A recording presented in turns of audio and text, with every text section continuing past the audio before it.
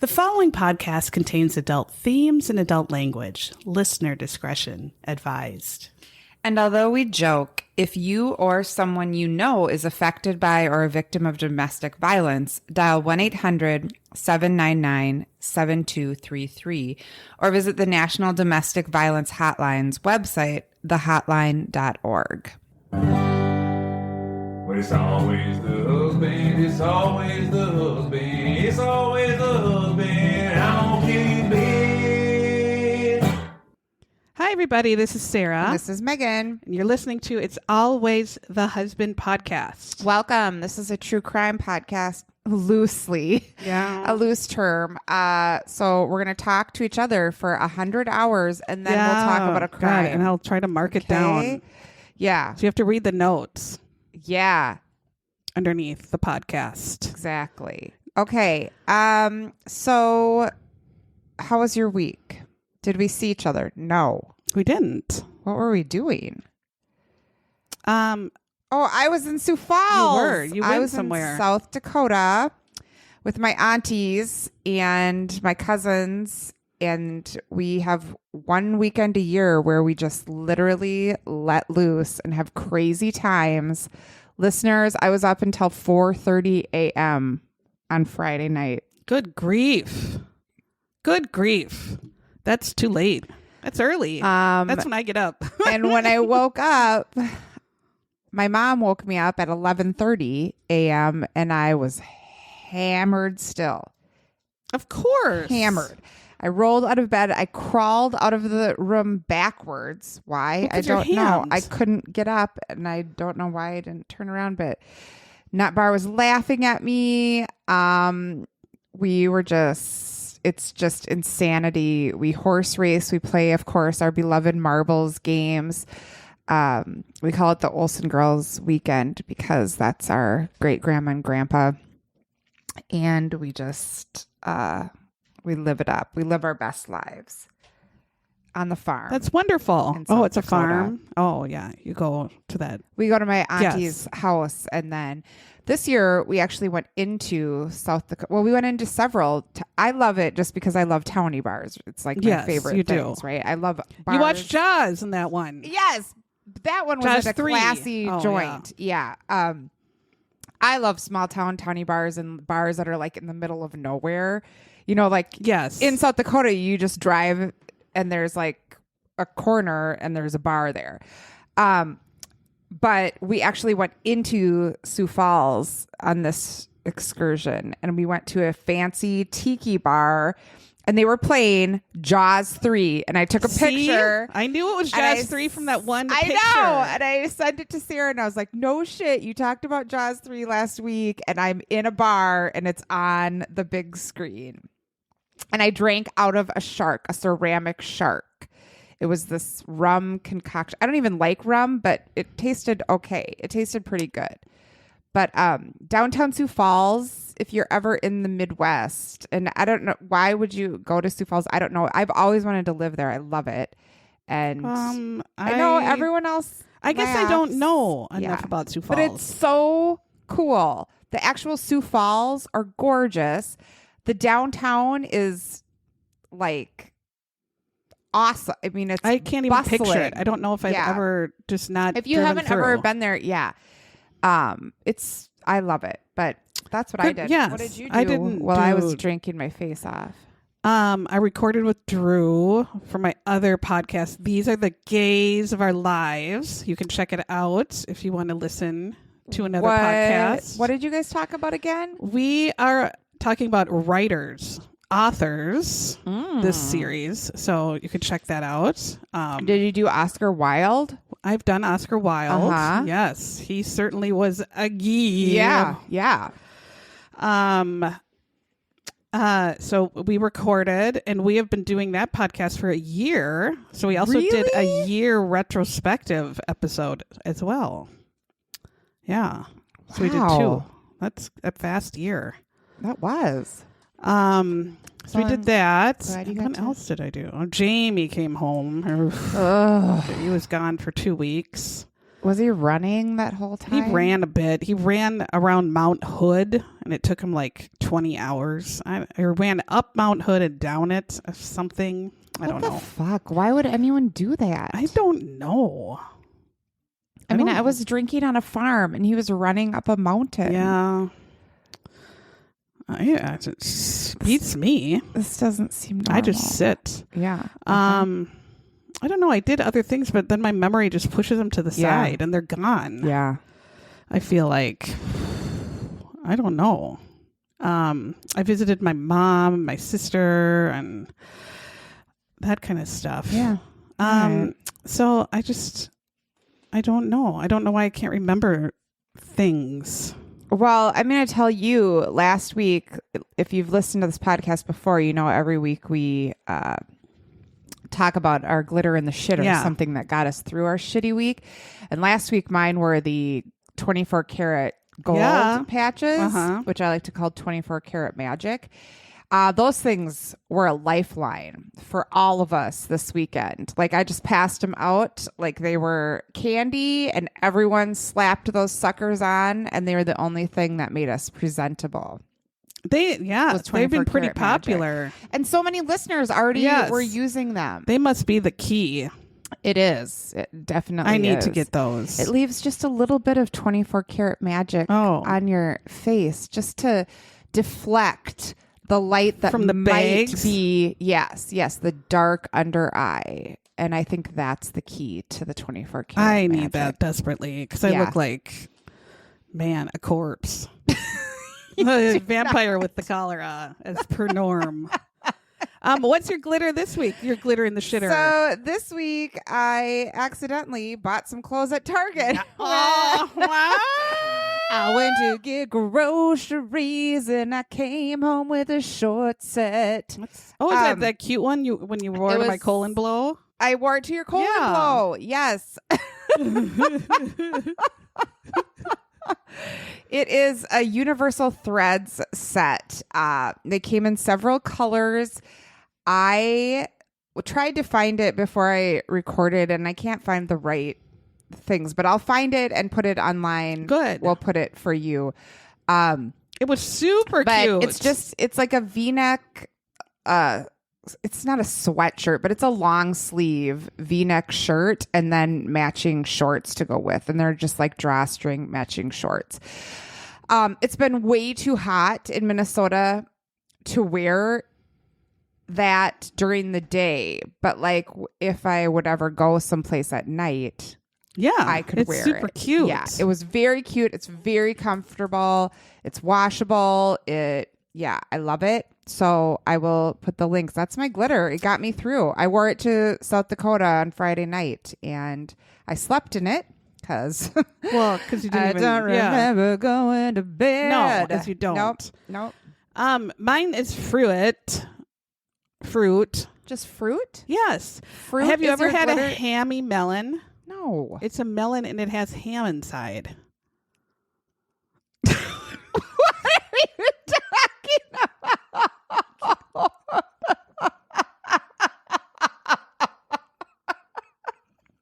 I'm kidding. No, it's called a ham. H-A-M-I. It's a hammy melon. I wish there was a video camera on my face.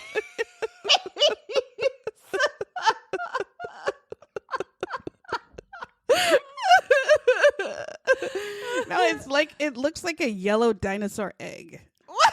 It does. They're at Target. No, they are. Yes, they are. Because I saw them at Target. I'm like, what the hell are these? And I thought I'm going to try because I love fruit.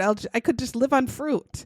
And I'd never heard of it. And they're by the what are those other melons? Cantaloupe. Cantaloupes? And they taste like cantaloupe, but crunchier. They have a little crunch to them. And they're so good. I've had like 400. Where do they come from? I don't know. I've never heard of them or seen them before, ever. But it's called H-A-M-I melon. And sometimes they're kind of round like a cantaloupe, but most of the time they look like a yellow dinosaur egg. Like you would look at it and like, this is a yellow dinosaur egg. Oh my God, you're not kidding me. It is so good. It does look like a cantaloupe. It's like a cantaloupe inside, but it's like a cantaloupe, but has a little bit of a crunch, so it's not soggy. It's like a little crunch of a melon. I've just had a million. It's so good. They're just, I eat them all the time. It's a sweet melon. It comes from China. Hammy China. Yeah, I guess. This fruit is also referred to as the Chinese hammy melon or the snow melon. So if you can get them because they weren't there last time. So I don't know if they have a certain season and they're already done, but I've never ever heard of this. I hadn't either. And then the first time I checked them out, the woman was like, "What are these?" And I said, "I don't know. I'm going to try them and eat them." And so we had and I didn't even know what they were called, and they didn't have a sticker on them. So we had to go ask, and then now I know. They were so good. Like really, really good. All right. So if you find them and can try them before. If you I don't know. like In the Midwest, we don't get fruit that often. If you like lunch meat inside of your cantaloupe, yes, this is for perfect. You. Okay. We also have a Facebook group. It's called It's Always the Husband Podcast Facebook group. And you can join. Mm-hmm. And this is where we connect with our listeners and we post funny shit. What was your favorite post? One, Carrie Kabushek found, I can't. Carrie, she's a friend of the pod. She is. She found a Bigfoot's dick quilt. Did you see it? Yes, I did. It's a quilt of Bigfoot, but he has a boner. And I thought, I kind of want that quilt. So when dignitaries stay at my home. You get a lot of dignitaries through here. I can put them in the guest suite, which is just the floor. Maybe in all my spare time. And then give them the Bigfoot's dick quilt. And they'll say, "Pardon, what's this?" "Hello, governor." Yeah. What is Bigfoot's dick? Bigfoot's dick. I don't know. I mean, she said she put the piece on wrong, but the piece doesn't go anywhere else. Like, that's clearly just I feel like dick. she did it on purpose. The dick the dick doesn't go anywhere else. It just would go there. Yeah. That's definitely the dick. But then there's another one, Carrie Martin, because I was going to put this too. So this woman writes a review of Outback Steakhouse.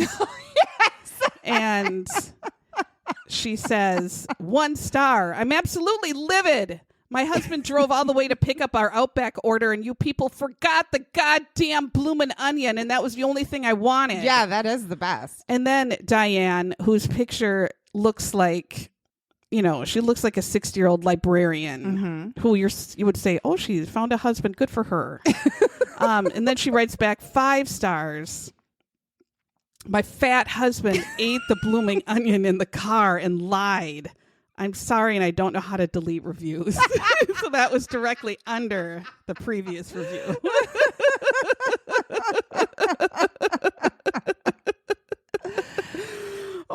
So the fat husband eats the whole boiling hot blooming onion in the car ride home. Oh my God. And then lied to the wife and said they just didn't have it in the order. What do you think he was doing the whole time? She was like, "I'm going to write a fucking review." And I bet he didn't know she did. And then when she did, he was like, "Good God, I just actually ate it." Because she probably kept going on and was going to call them and yell. Yeah. And I bet he said, "No, I ate it. I actually ate it." Oh my God. Mine is Shannon Susby. We actually talked about this before we started recording. She put a cross stitch that said, "Be nicer to yourself, you dumb bitch." And I thought, classic. I love it. I love it. I want it. I'm actually going to. Then I told Sarah, I want to start cross stitching. Maybe that's what I should do. Just read books, and then when I'm tired of reading, then I'll cross stitch. Then I'll read. Then I'll watch a murder show. Yeah, then I'll cross stitch. It's a good hobby. Yeah, and cook. I cooked some good stuff. I don't like to cook, but you're good at it. So thank you, Shannon. Yeah. Shannon was busy this week. She had a lot of posts for us, and I laughed and laughed. We have a new Patreon too. Who is it? Caroline Shellnut. So Caroline. Shellnut? Yep. And I sent out stickers. So You did? people Thanks, should be getting Caroline. them soon. I've always loved the name Caroline. I know. It's pretty. If I had Carolyn, another girl, maybe, or Caroline. Yeah. Carolyn Ingalls was Oh Carolyn my God, Ingalls. our favorite. Caroline. We love her. We also had, I forgot to say this in our Facebook section, in our Facebook corner, we had an anonymous member post. Yeah. Now, there's no need for anonymity. No. Because we're all horrible, dirty bitches. But this anonymous member posted a Killer Whales member. Big, huge fonts. A giant dick of a killer whale. Yeah. Jamie breaching. wishes. He has a long way to go. If that's because that thing was huge. All right. Anyway, there's no need to be anonymous. Absolutely not. No, there's no shame in our game. No. Should we talk murder? Yeah. Okay. All right. This was a show called Deadliest Lovers, and I feel like it was a UK show. Yes. Because all the episodes were UK people. Deadliest Lovers. This one had Yorkshire people, and they have quite an accent. Yeah, they do. It was tough for me. And this show was a mixture of interviews with real people and then just ridiculous horrible reenactments. Horrible reenactments. Which is why it's a good one. Yeah, it's a great one. Yeah. Okay. So this is season 1, episode 5, called The Killer Cover-Up.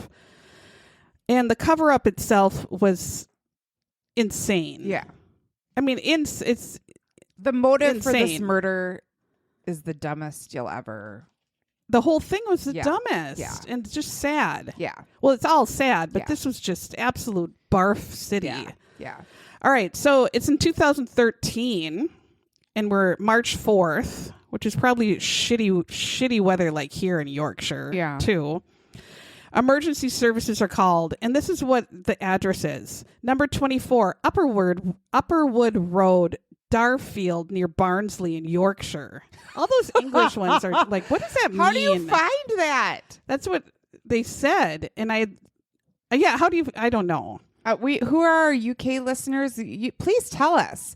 What are they talking about? How do you Darfield near Barnsley in Yorkshire? The Yorkshire and the Worcestershire and the Cornwall. They always have so many places. Yeah. In that, by that, and Notting Hill. Yeah. On a flat. Okay. So paramedics go into number 24 and they find this douchebag laying on the floor. And his name is Stephen Barnsdale-Quean. And he is a queen, a drama queen. Yeah, totally. He's lying injured in the hallway, and he has like a baby doll under. For some reason, in the reenactment, did you see the naked baby doll flying around underneath him in the hallway? I'm like, why is that there? Again, the dumbest reenactment. Yeah, we don't need that there. He looks stabbed. But not really. In the reenactment, it just looked like they dripped some blood on him. Yeah. There were no gaping wounds. No, it looks like you put red strawberry jelly like on his face a little bit. A little bit on his face. And then they go into a bedroom and there's a woman's body laying on a bed, like laying on the bed, head by the headboard, just laying on the bed, arms laying straight next to her side. Like doing shavasana at the end of your yoga session. Yes. There is a chain wrapped around her neck, and it looks like they just put Forensic Files Carol in far too tight of jeans. Yes. Like jeans that are absolutely 6, 7, 8 sizes too small. Purposely creating a horrid muffin top. Yeah, the worst. For this poor actress. And then a very weird bra where it's like, it was see-through on the top where like the top tit munched out the top, and then it was like filled in a little bit on the bottom. I'm like, why give this actress this bra? And her whole like assignment, her directive was just lay there. Right. Let your muffin top hang out. And then she had jelly smeared on her Don't muffin move. top. Yeah. and we're just going to keep shooting. Ready, right, go. And go like, right into your gut. Yeah, they could have made Carol. it so much better for they made Carol. Her look awful. Oh my God, awful. And then they also some drops of this quote unquote blood jelly on her stomach. I mean, just horrible. Like, why are you giving her these clothes? Why are you putting her in these absolutely inappropriate jeans? Yeah. That the real woman would have worn her size. She would have never worn those.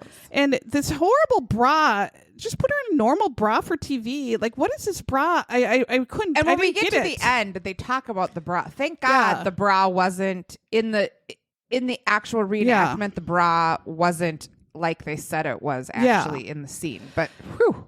Yeah, it just, I don't know. So this woman in real life, her name is Chantelle Barnsdale-Quean, and she's Stephen's wife. So Stephen is telling the paramedics that Chantelle, his wife, attacked him, stabbed him, was stabbing him, attacking him violently. He blacks out during this attack. I mean, I'm going to be aware, I would think, whatever, but who knows? He's blaming it on her. And he blacks out, and then he wakes up, and he goes into the bedroom, and he sees her like this, laid out neatly, arms to her side, this chain around her neck. Right. This Mr. T chain. Large Mr. T, gold large Flavor Mr. Flav. T chain around her neck. With no clock. Yeah. So he comes to, he sees Chantelle like that, and he calls 999, and the emergency services come. He obviously then goes back into the hallway before they come and finagles on the ground, because that's how they found him. But whatever. So the show tells us some history. So Chantelle is born in South Yorkshire, 1977. They show pictures of her, as a cute little kid, a teenager. We see her sister Bonita. She has a mom named Sue. But we mainly see this guy named Stuart Benson, that is her stepdad, that met Sue, the mom, when Chantelle was like 13, 14, and had been with the family for about 23 years and pretty much was dad. And he loved Chantelle. He loved her. Yeah. She said she called him Ginge, and they seemed like a really fun family that joked around with each other and were very close. And he's the basic interview. And he also is wearing a Mr. T chain. He had a Mr. T chain too. And a not tank as top. big as hers, I think, though. Was it? No, I don't know. Yeah. But I loved Stuart. I loved him too. He was amazing. Mm-hmm. He was fantastic guy. Yeah. Absolutely fantastic. The sister Bonita describes Chantelle as loving like bling, loving like pink and purple and bows, and being kind of messy. While she was kind of clean, and they used to be roommates. So it was kind of like what's that dumb show where, one was messy and one was clean. The opposites, it was a show forever ago. What? One was messy, one was clean. Bert and Ernie? No, I'll think of it. Like there were two men. It was like from the 70s or 60s, and one was clean and one was messy. The Odd Couple. Yes. Oh my God. Like Felix. Yes. And Felix Unger, because he was FU and he used to sign everything FU. Yes. And so the other one was like, oh my God, how rude. Yes. And he's like, no, those are my initials. Oh my God. The next thing I was going to say was Perfect Strangers. I was like, what? I'm trying to think of anything. Bosom Buddies, Perfect Strangers, My Two Dads. That was all I could. Well, nobody thinks of the Odd Couple from 1960. Except you. Me. I should have gone there right know, away. God. Okay. So Chantelle had a dream, which is kind of a cool dream. She wanted to own her own pub/restaurant/hotel, whatever. So she starts working kind of young as a waitress. She moves up to like a barkeep, and eventually she moves up. She's management. When she's management in around 1998, she runs into a douche who's working in the kitchen named Stephen Barnsdale. And in the reenactment, he is cutting up carrots into very large chunks. He was making I don't know, but shepherd's pie. Maybe. Perhaps. Because the carrots were in big chunks, too big to eat. I guess Stephen at the time was a recipe advisor. I didn't know you hired those out, but I guess that's maybe. Not a chef? A recipe menu advisor. Does someone come in and just look over your menu and say if it's shitty or not? I thought that was the chef's job. I guess maybe someone comes in and says people don't like this and people don't like that and nobody likes this font. I don't know. But that was his job. Nobody's ordering the egg salad sandwich because this font is shit. Maybe. That could be. So they start dating actually because maybe he liked her font. And this is Stephen. Yeah. So Stephen, the menu advisor, starts dating Chantelle. And she brings him to see her family. And they all say, well, he was very shy. He was quiet. Stuart, the stepdad, said he seemed like a professional gentleman. He appeared to be open with his background, telling about his family. He was in the armed forces. He had worked catering. He had been working all over in restaurants and pubs. And he, too, had a dream of opening his own restaurant. Shared vision. That's great. Yes. And so they move in together quite quickly. And they moved from Yorkshire to East Sussex. I don't know how far away that is or whatever. Me neither. But I'll look it up. It's different. In 2001, they actually put together enough money and they start their own restaurant and pub. But they realize right away they don't have enough experience to actually run their own restaurant and pub. And they get over their head very fast. And so they have to sell this pub restaurant. And they end up losing quite a bit of money. So they have to move back home to Yorkshire. And it said they had to live in... like we would say like government housing of some sort. Yeah, that's what I took it to be too. So like they were getting help with their mortgage basically to get back. They had to get other jobs. So not in the pub business, it seemed like.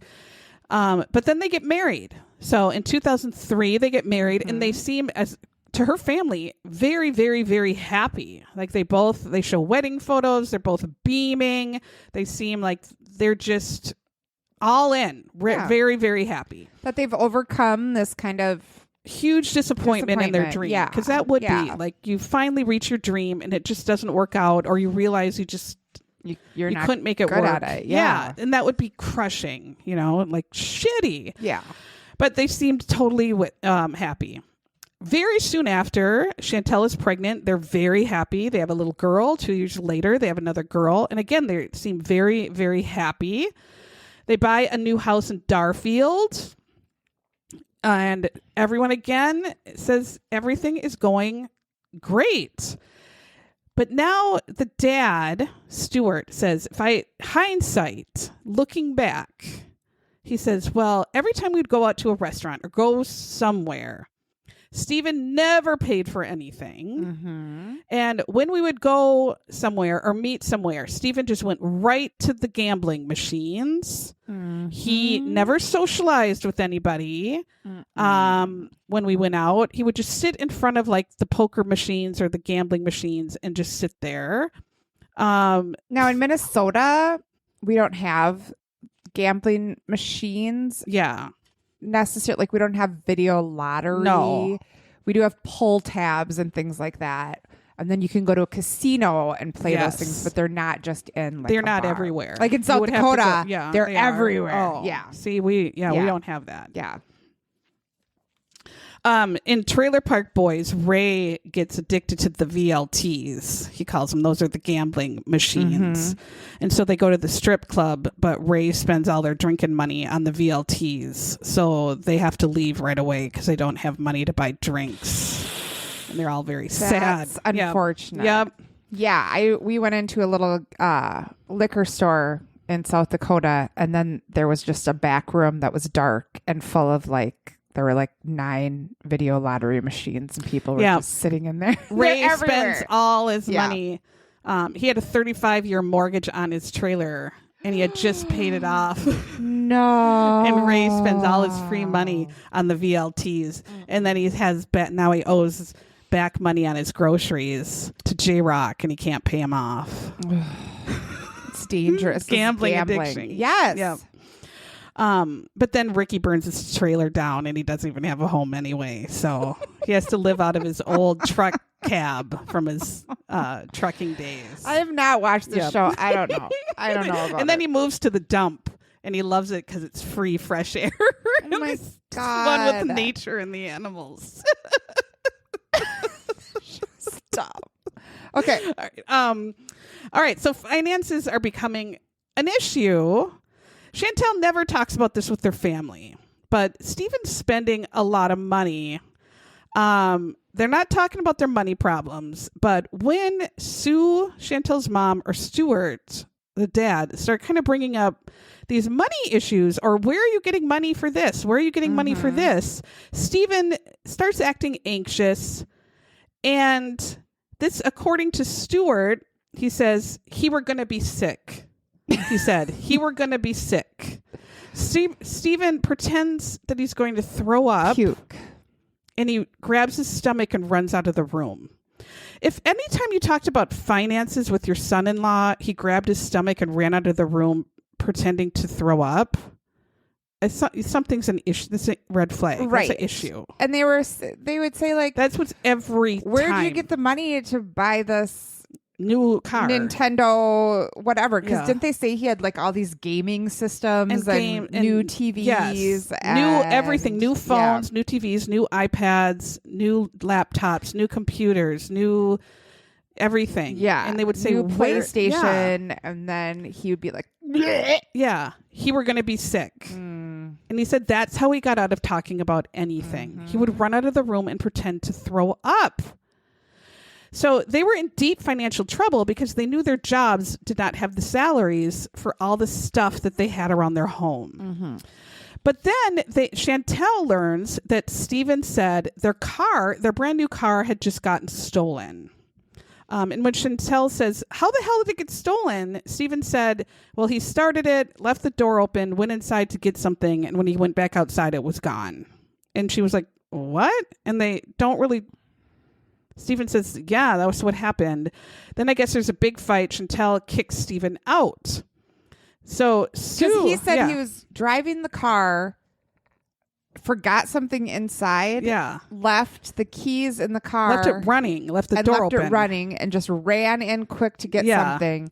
And then it was gone. And then the car was gone. Yeah. This was a trigger for me. Okay. Yeah. We'll talk later. Yeah. So Sue, Chantelle's mom, she's like, I'm going to look into this. Something is totally weird to me. So I guess there was some sort of a loft because the sister said Sue, the mom, had to drag herself up into this loft. And I think it was must have been at Chantelle's house.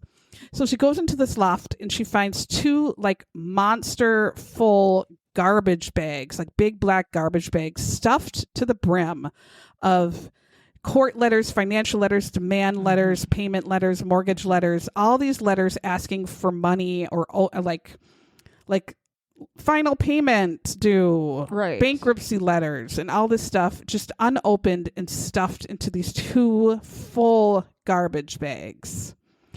So they find that there has been thousands of dollars borrowed, much of it in Chantelle's name. And so they tell Chantelle and they said, oh my God, you're in so much debt. Did you know about all this? And it seems like she did not, but she takes pity on Stephen because he can manipulate her with his whining. And she lets him come home 3 days later. And according to Stuart and the family, he made it very clear. He said, no, you're making a huge goddamn mistake. Don't take him back. This is awful. And her sister says she took him back mainly because she was thinking, I would be a single mom. How in the hell would I do that? And that's what a lot of women think. Like, this is too, right. It's going to be too fucking hard to take care of 2 kids by myself. So I'm going to have this douchebag there because otherwise it's too hard. Right. And oh God, many of us have been there. I know. So Chantelle though tells Stephen, you can come back, but I'm 100% going to have all of the control over the household finances. And she was not looking at any of it before. So Stephen has to make sure she has everything. And apparently he had been spending all of her money as well as his. He had remortgaged the house multiple times. I had also had a friend besides you who had found out her husband had remortgaged their home, I think like 5 times or something, and had no idea. Oh my God. So he had to stop spending, work hard, and they had to pay down all their debt. But it was too late for their mortgage. Their house got repossessed. So they had to go into another council house, they called it. So I think we call it like government housing or something. So this was their second time. Yes, in this council house. Yes. So they are working on repaying their debts. And the parents would say all the time, how are things going? And Chantelle would say, things are just fine. Things are going well. Things are fine. That's all they would hear. Things are fine. But as we see in the scene, we see Stephen still taking these bills, these like late payment bills, and hiding them under the couch and shoving them in couch cushions and hiding them. And then we find out that Stephen loses his job because of fucking around or something. We get to March 2nd, 2013, and it's a Saturday.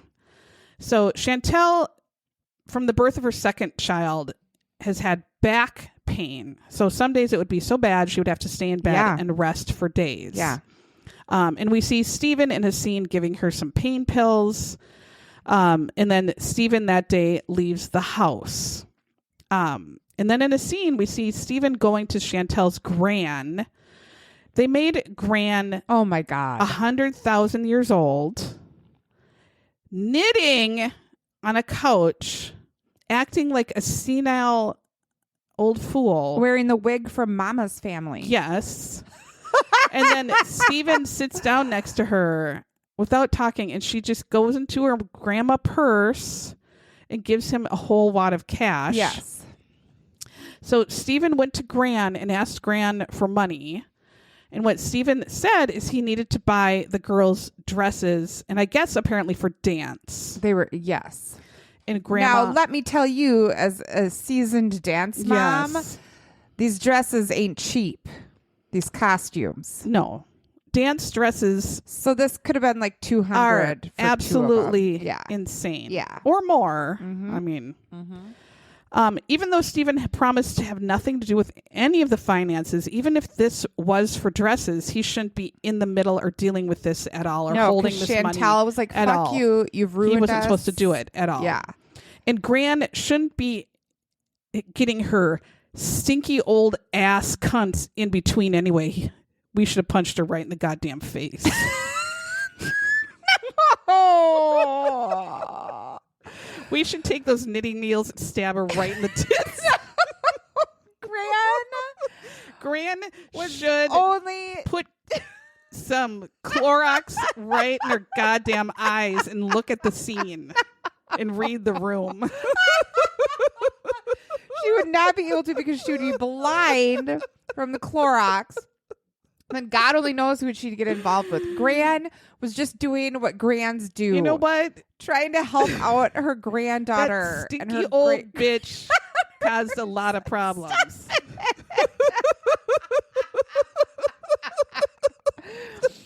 All right.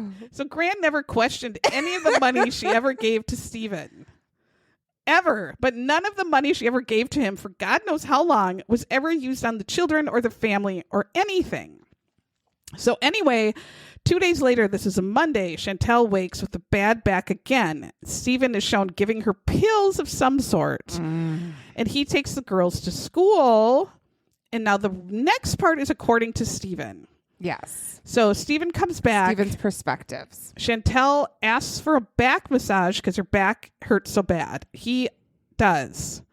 So then she says, we need to start getting ready because we need to go into town. We need to go to Grand's and get dress money or whatever and go into town and buy these fucking dance dresses for these girls. So Stephen's like, sure. He starts getting ready. Chantelle's in the bedroom getting ready. She puts on her pants, her bra, and she starts doing her hair on the bed, like curling her hair. She doesn't have her top on yet, and she seems to finally feeling better. Like her back is relaxed, she's feeling better, and she feels fine. So Stephen is like, all right, while she's doing her hair forever, I'm going to go in the living room and just take a rest on the couch. Right. And so this is the night or whatever, the girls are going to have their dance competition. And somehow in between, Chantelle discovers Stephen already collected from Gran the dress money and spent it on gambling, probably. I mean, that's the thing. They didn't know where the money was going. No, and I'm assuming that's probably where it went. Yeah. So then you skip to 4:30 p.m., the paramedics come in, and that's where the scene of Stephen rolling around on the hallway, the baby doll under his arm, and a knife in his tits. Yes. And he's fully clothed, and that's where he tells them Chantelle's upstairs, and they go in, they see Chantelle, again, lying stiff as a board on the bed, head towards the headboard, her arms right directly stiff next to her side. Again. Yeah. Stephen says Chantelle attacks him, because they get in this fight over, he took Gran's money. She attacks him, but he passes out because she stabs him in the tits and in the face and the arm, because he had like cut marks on his face and arm. When he wakes up, she was already dead on the bed. So she already had her pants on. She had her bra was slightly askew. They kept saying, like they said it 3 times. Yeah. Like her bra was blah, blah, blah. He said her breasts were not exposed, but it was askew. Up. Yeah. Like, what do you mean then? I don't know. Thank God they didn't make the poor actress later. Oh, have her tit out. Yes. Yeah. Can you imagine? But on her neck, her thick Mr. T-like chain was tight. What was done is a rolling pin. I've never heard. I have never either. It was before. like a garrote. Like he took it in the thick Mr. T-like chain and took the rolling pin and twisted it. So they called it a Spanish windlass. A Spanish windlass. I don't know what that means. A windlass. A Spanish windlass. I don't know, like a garrote. So he took the rolling pin, twisted it, and torqued it. Like 6 turns. Who would know about this type of I don't know. So it literally cut through her skin into her neck where it was bleeding, cutting in. The cops do call a pathologist out, and the pathologist looks at it. Now, her hair was not at all zero twisted in the chain. The hair was all pulled out and all onto one side of her head and like taken out and just all together and pushed in one side of her head by her shoulder. Longer hair. So the pathologist said, yeah, she could have done this to herself. Totally could have done it to herself. But the detectives are like, say what? Hell no. Right. First off, her arms, she's not going to do this to herself and then have her arms be straight by her side. Her arms would still be on the rolling pin or like up by her neck. If you're dying and you're trying to slowly. It would be right there or on the chain of some sort. Yeah. Second, her hair would be totally twisted in it. It's not like you're going to be like, ow, that hurts, and pull your hair out. And put your hair while all you're in a nice pile on your shoulder. Yes. There's no way. She also had blood. She wasn't bleeding anywhere or unless on her neck, but the blood dropped straight down on her stomach. But there was and it wasn't her blood. It was Stephen's blood. Right. So they're like, this doesn't quite add up. So there also was no sign of a violent struggle at all in the living room. So if she was attacking him and stabbing him all over and they were fighting over this knife, there was zero signs of it. She had no blood on her hands. It was like nothing. And any blood on her again was like, looked like it was dropped straight that had down. Fallen on her. And Stephen's injuries were obviously self-inflicted, all on one side of his body, from his right hand. They were not deep. They were superficial. They were not near any important organs.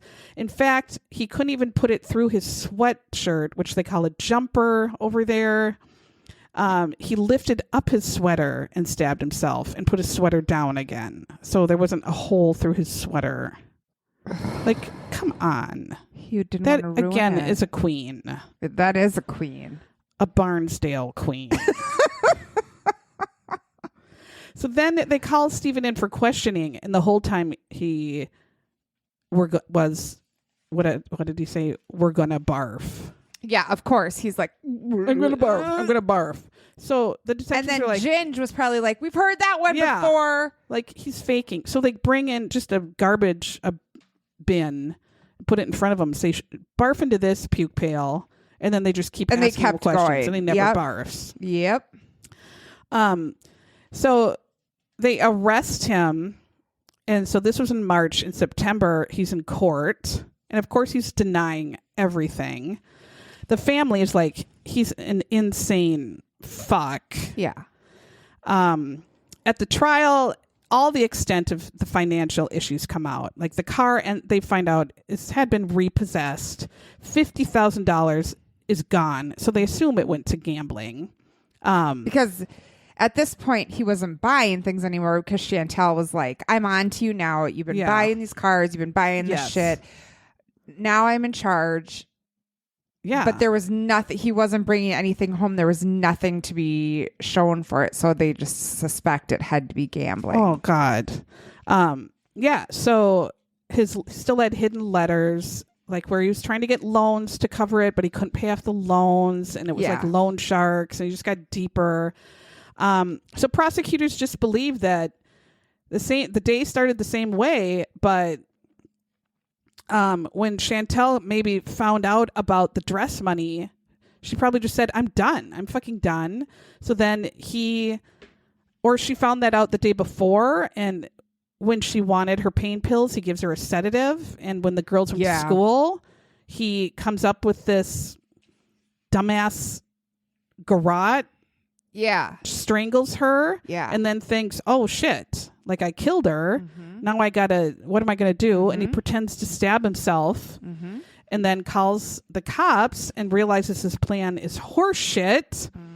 So what they did that really convinced the jury is a forensic expert, and I'm thinking it was a man, put on a long blonde wig and does the chain pin and rolling pin thing to himself, and rolls it. And he said it was impossible not to get the hair in it. And so, of course, if you're doing it to yourself, you're not going to hold your hair up with one hand. You're not going to be able to pull your hair out of it at the end. I mean, so it's just like whatever. So he gets guilty. He gets 18 years. Oh, come on. Not enough. And then he sobbed, of course, but he had no tears coming out because he's a sociopath and a douche. So hopefully, total sociopath. He gets a minimum of 18 years. So hopefully he'll stay in there longer than 18. But who knows? For God's sake. Yeah. Fucking dork. This one was a little triggering to me. As soon as I saw that the car was gone, I was like, oh, no. Yeah. Because that exact same thing happened to me. Oh. Except I got yelled at because I parked the car outside the garage instead of in the garage. Yeah, no, it's stolen, And quote it was unquote, because stolen. of you, even though it was. Because I did that. Yeah. Oh my God. Yeah. I hate Yep. And I found the stash so bad. I found the stashed bills. I found duffel bags full of letters and shit and sheriff cards. Yeah. And I know. So many of these trigger me too, where I wish I wish I could go back in time and just have a baseball bat and just beat the tar out of yourself for being I know we should just blame ourselves, right? No, just beat my ex-husband, and then it just disappear. It is what it is. But just to have that one day to beat the anger, beat him really bad, and then just maybe have it disappear and come back. But just know, I got to know what it felt like to beat someone with a baseball bat. Oh my God. Just for once. Yeah. Hey, if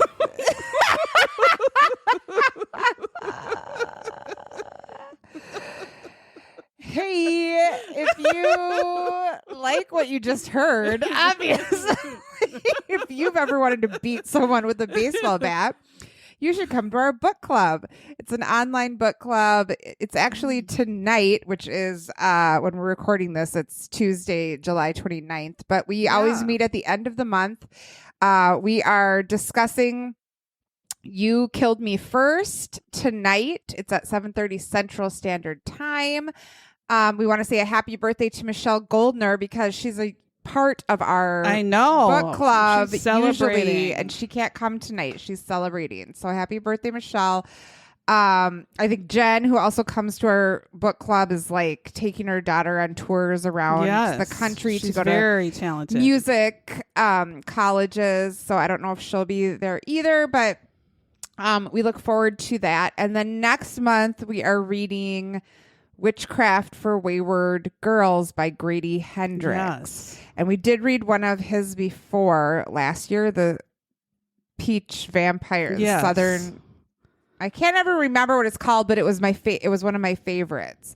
I loved that one. Yeah. I loved All the Colors of the Dark. And then I'm loving this one. It's very different. Yeah, it is. It's very different. But it's than what we're used to. Yeah. It's not like a Frida McFadden.